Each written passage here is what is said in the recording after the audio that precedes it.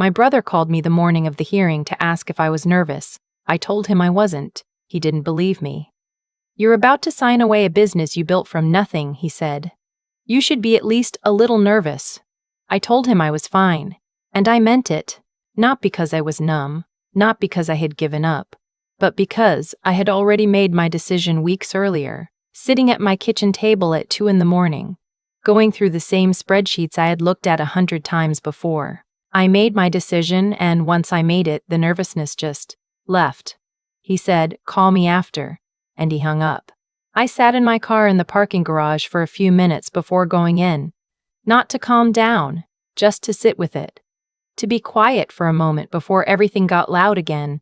Here's what you need to know about my parents in the business. My father started a small commercial cleaning company when I was in middle school. Nothing glamorous. Office buildings, medical clinics, a few restaurant contracts in the area. He built it slowly, the way people used to build things, with a lot of early mornings in a beat-up van and a phone that rang at inconvenient hours. By the time I was in high school, it had maybe a dozen employees and a decent reputation in our county. My mother handled the books, loosely. That was always the problem. When I was 22, fresh out of community college with an associate's in business administration and exactly 0 job offers, my father asked if I wanted to come in and help run things. Not take over. Help. That was the word he used. Help. I said yes because I needed income and because I genuinely thought I could contribute something. I didn't know at the time that the company was carrying nearly $60,000 in unpaid payroll taxes going back 3 years. I didn't know because nobody told me. I found out 6 weeks in, when I tried to set up a new payroll system and the accountant pulled me aside with the kind of face people make when they are about to ruin your afternoon. I called my father that night. He was apologetic in the way that made clear he wasn't going to do anything about it. "We've been meaning to deal with that," he said. "It just kept getting pushed back." I spent the next 8 months fixing it. I set up payment arrangements with the IRS.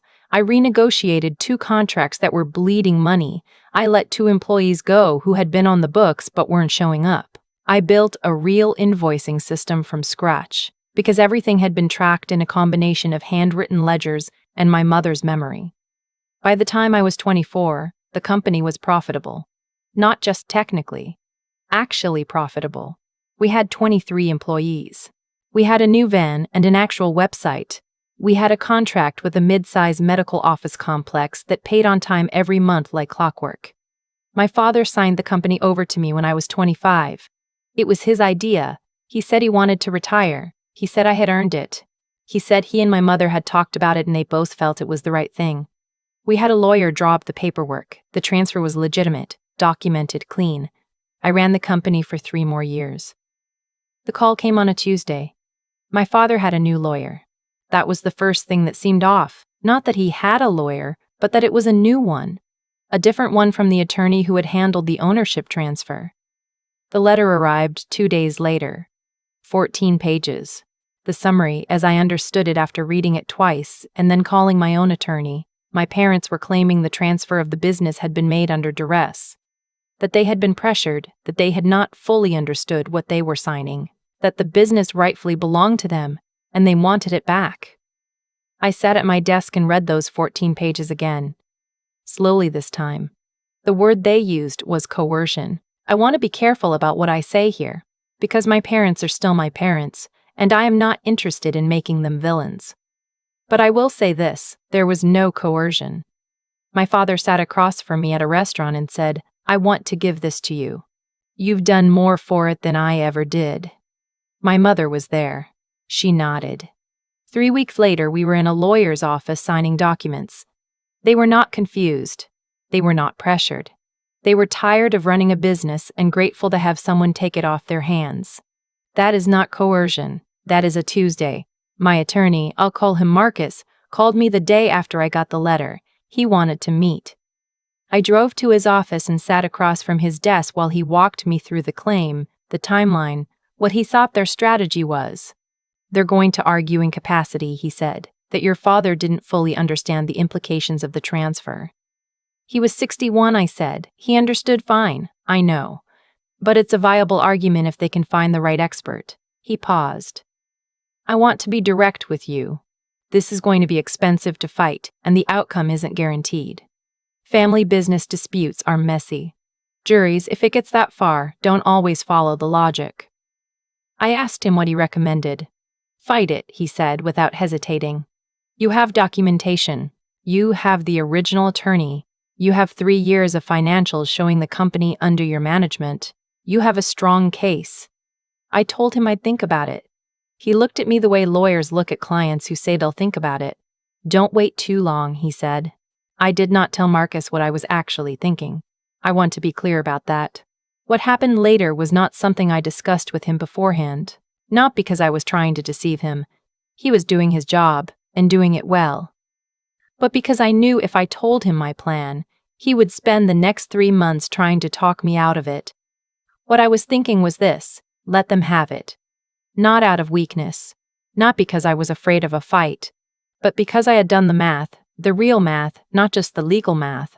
And I understood something about that business that my parents and their new lawyer apparently did not. The company was profitable on paper. It looked good. 23 employees, steady contracts, a solid reputation. But underneath that, it carried obligations that most people wouldn't notice unless they knew where to look. The IRS payment arrangement I had set up years earlier was still active, a structured agreement that required quarterly payments and compliance audits, with penalties for any missed installments. There was also the equipment financing agreement on the 2 newer vans, 18 months of payments remaining.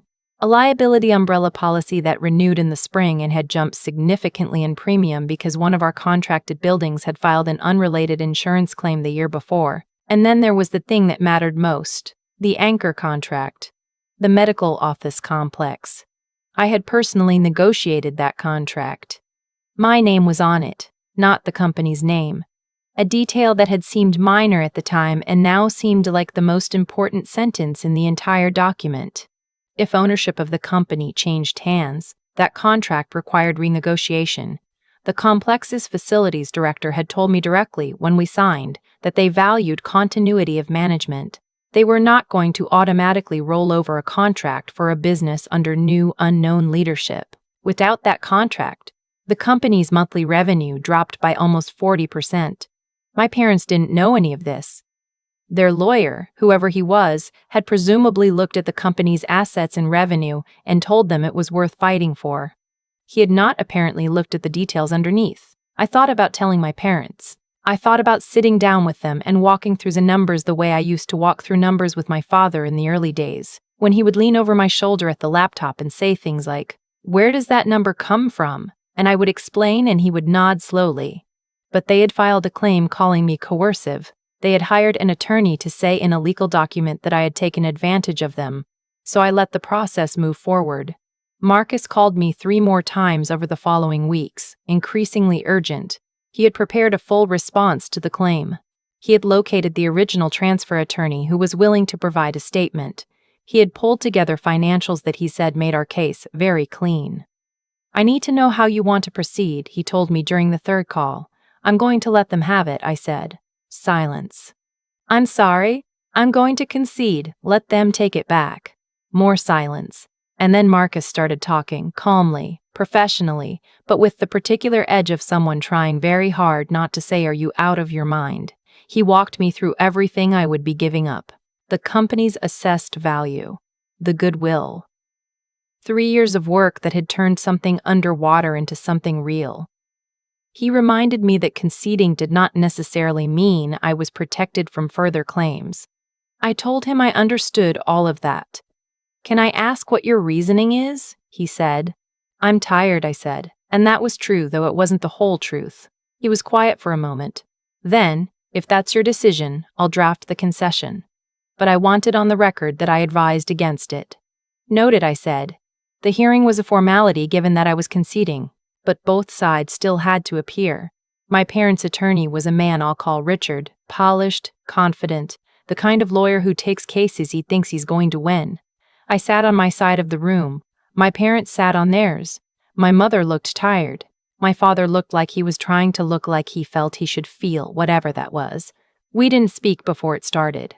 Richard walked in with a folder and the demeanor of someone who had already mentally billed for the victory lunch. The judge went through the procedural elements. My attorney confirmed my concession. Richard confirmed receipt. There was some back and forth about the documentation for the transfer of assets. And that's when Richard paused. He was looking at the business transfer documents, the full packet, not just the summary his clients had presumably given him. He turned to a page near the back. Then another page. He looked up at his paralegal. She leaned in. He showed her something. She leaned back. He asked for a brief recess. During the recess, I sat in the hallway on a wooden bench and drank water from a paper cup. Marcus sat next to me, not saying anything, which I appreciated. When we went back in, Richard asked the judge if he could have 48 hours to review some documents before finalizing the transfer terms. The judge, looking mildly inconvenienced, said yes. My parents looked confused. My father leaned over to my mother and said something. She shook her head slightly. During those 48 hours, I got 3 calls. The first was from Richard's office, asking if I would be willing to have a conversation. I told Marcus. Marcus told them we would respond in writing only.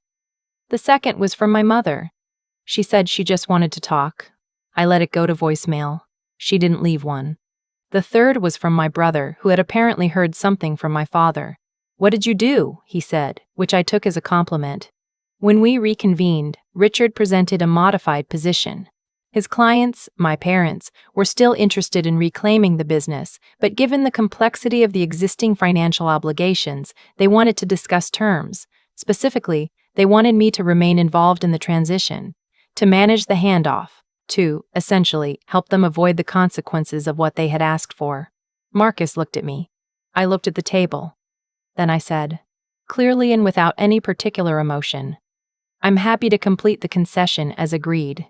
The IRS arrangement documentation, the equipment financing schedules, the contract details, all of that transfers with the business. That's what a transfer means."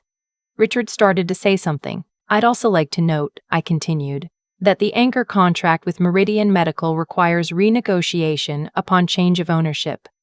I have no objection to my parents attempting to renegotiate it. I just want the record to reflect that the contract is not automatically assumed." Richard closed his folder. He looked at my parents. My father was staring at the surface of the table.